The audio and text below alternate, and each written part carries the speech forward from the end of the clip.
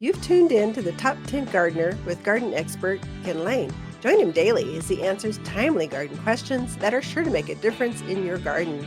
Now, welcome your host, Ken Lain. You just grew up here in the garden. It's funny. I hear not always men, sometimes just older individuals. They're coming in, they're talking to you, and they're, well, they're wondering if you know enough. Well, is there someone else that is maybe a man here? You see this weird cultural thing that happens. And when you're talking to a person that's foremost knowledge of the entire, probably state, at least for the Central Highlands, it knows plants. She grew up in the business. And then I see that a little bit with our kids. They were the same. They're in their late 20s. They've been in the business since they were in diapers. They know more than most gardeners, master gardeners know. Mm-hmm. And they're going, well, you're just too young. Give me someone else. I'm going to, okay, whatever makes you comfortable, we're here for you. And I would say, in addition to that, our staff is very well educated, very knowledgeable. Yeah. We got three that are Arizona certified nursery people. Which is a huge. It's hard to get. There's 5 of us because you and I count too. Right. There's 5 of us. Most garden centers don't even have 1. Right. And we got 5. This is where the Latin name, the common name, how to design it into a landscape for the proper spacing, how it's going to grow, how it's going to look 1 year, 5 year, 10 year. It's intense. It's like the bar. If you're an attorney, it takes all day to actually take this test to be approved or not approved. And so it's just, Arizona certified nursery professional. It's pretty intense. Yeah. So we have 5 on staff, and then just our staff is very knowledgeable. We do a lot of training. We do a lot to inform them so they can help our customers. And that it's sort of important for people to know. It's not just you and I that have all the knowledge. It's the staff. I mean, I'm the weak link in the whole place because I'm running. If electricity goes down, or attorneys need to or accountants are doing, or looking at supply chain and talking to vendors and what's going to come down the pipeline. I don't know what was delivered yesterday. They do. So they're more in tune with the rhythm day to day. I'm more the rhythm of the seasonality of stuff. So anyway, good point. And I don't even know where that came up with, but anyway, I'm glad I'm here working with you, and I respect your knowledge of what you bring to the table. I respect you too, dear. Well, thank you. So tell me, how do you respect me the most? Let's go deeper into this. I could have bet $100. Every man that's tuned in right now is wanting the same thing from his significant other. And we just want to know. Anyway, let's go to gardening. Yeah, women feel my pain on it. All right. So last week we talked about evergreen shrubs and how important they are to have those evergreens in your yard. This week we'll cover the trees. Okay, so perfect. The trees of winter. It's time. Yeah, so definitely those evergreen trees that fill the space that you need in the wintertime in your yard. So I kind of divided it into sections, and I thought I'd start with pines. Okay. Because right now we have some gorgeous Austrian pines in the yard. So if you're looking for a nice evergreen, get some good size to it, 35 feet, 15, 20 feet wide. Fast grower, I would say, of the pines, they're probably one of the fastest. Would you agree? If not the fastest, you can get a couple of feet a year out of them. That's fast for any plant, but especially for evergreens. So that's the Austrian pine, also known as the Austrian black pine.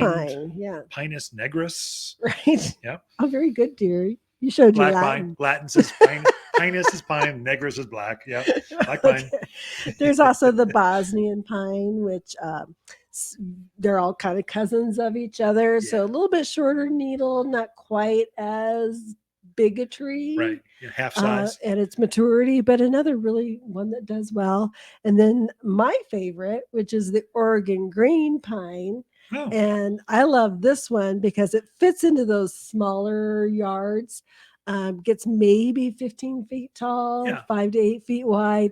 It has a shorter needle to it than the Austrian, but it's very dense, very lush. Super and that green. Green is just, wow, that's green. So nice little tree for a lot of the yards around here. And all those you have in stock right now. So they're of course, we're building up a lot like the Oregon green. Right. That makes a good Christmas tree. It's just so perfectly layered, shorter needle, dense.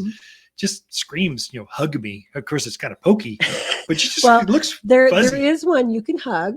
Okay.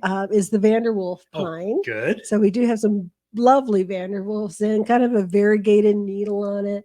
We always kind of call it the teddy bear tree because you could go stroke it, hug it, and it's not going to poke on you. Yeah. So that's it looks like it's a pine tree that went to the hair salon, called a hairdresser, and got a do, came back and went, plant me. It looks like that because you can't go by it without touching it, going, admiring it. Mm-hmm. It really is a pretty one.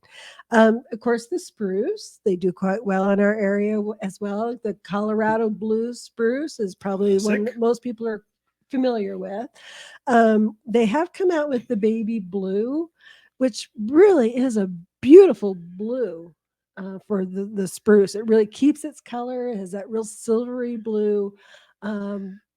Little smaller there again for compared to the Colorado spruce, but a really pretty tree. I'm very impressed with how their uniformity and their size and their color. It looks like a Christmas tree, only it's got bright silver. You put little Christmas lights on that out in the yard, or miniature lights. Beautiful. The thing is going to glow at night. It's so silvery blue, and the needles are about the same length, but there's more of them. Yeah. So it has this perfect shape to it. And quite honestly, Colorado spruce, it's a great tree. It's the fastest growing of all the spruce, but it's too big for most yards. The baby blue eyes, the backer eyes, and some of these others, Fat Albert spruce, there's so much, they're uniform, they're brighter colored, and they don't get so doggone big. Easier in the landscapes. Yeah, definitely. And they're just as hardy as the native Colorado spruce. Black Hill spruce, which is another nice short needled green, a little on the slower growing side.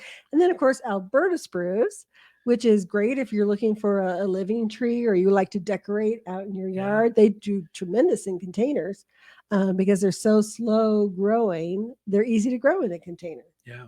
You had some come in. They were the biggest ones I've ever seen. They're taller than I am. Yeah. For an Alberta spruce, if you've got really green thumbs, it might grow 3 inches a year. This thing is now taller than I am. Think how old this tree is. Yeah. It's like instantaneous spectacle. It's just beautiful. To get them that size is unusual, and they are beautiful. Yeah. I would agree. And only found at Waters Garden Center. Yeah. 1850. Truly, that's the case. Truly, yeah. Right. So then we kind of went into the cypress. So we have the blue ice Arizona cypress. Does very well. Very pretty tree. We have one from called Chaparral, which is a little more of a sagey green Arizona cypress. Yeah. Really nicely out there. We have Deodar cedars and then Atlas cedar. You should explain Atlas because most people don't know what that is. So it's the Atlas. I think there's a huge one down at the courthouse. It's the statehood tree down on right downtown Prescott on the courthouse. That is the statehood tree. They planted 2 of them back in 1914, and now they're like towering above the elm trees. Yeah, I don't think people even really see them sometimes. They're so big. They're so big. It's huge. But we also have those in a serpentine, so they've trained it to do like an S shape, and then also weeping, where it just kind of bends over and grows down. I love those. I think they're spectacular. But nice silvery blue, just a really nice little layered tree. I think they're beautiful. Drought hardy as all get out. And I'm sure that the original tree was brought by Conestoga wagon from the East Coast, probably by 1914, by train from the East Coast. They brought them in and they planted it there, and it just kept going. So they're tough. Right. So, but all this, the Arizona cypress, that icy blue, the bright silver blue, so pretty. That is the prettiest native you could plant out there. Yeah. That's so robust. That's this bright colored. So all those can be planted now. In fact, you have your best selection of evergreens you can plant right now. Yeah. It doesn't spring. We won't have this many evergreens that you can plant because it's time to put them in the ground. And so we've dedicated more space. We can get more of them this time of year. Right. Thank you, Lisa. Out of time, just like that. A list of 10 evergreens, and there we go. Ken and Lisa Lain, the Mountain Gardeners, and talking about evergreen trees. Holiday cactus and whiskey star cyclamen. We've collected 35 of these ideally grown plants for your holidays. We curated our largest holiday cactus bursting with flowers, paired them with 2 unique Whiskey Star cyclamen. Together, they create a stunning display of color, ensuring a festive atmosphere through the end of the year. Very fun, very limited, and only available until we sell out. Only available by pre-ordering your collection online at watersgardencenter.com. Pay now and ready for a November 18th pickup directly at Waters Garden Center's Prescott location at 1815 Iron Springs Road in Prescott. Sorry, this collection is so limited we will not ship these directly and only available for in-store pickup. Holiday Cactus with Whiskey Star Cyclamen Collection. Happy holidays from all of us at Waters Garden Center. You're listening to garden expert Ken Lain, owner of Waters Garden Center in Prescott. Look for more tips, tricks, and garden shortcuts through Ken's website. Additional shows of this podcast, read his weekly garden column, or follow him on Facebook, Instagram at watersgardencenter.com. That's Waters with 2 T's, gardencenter.com.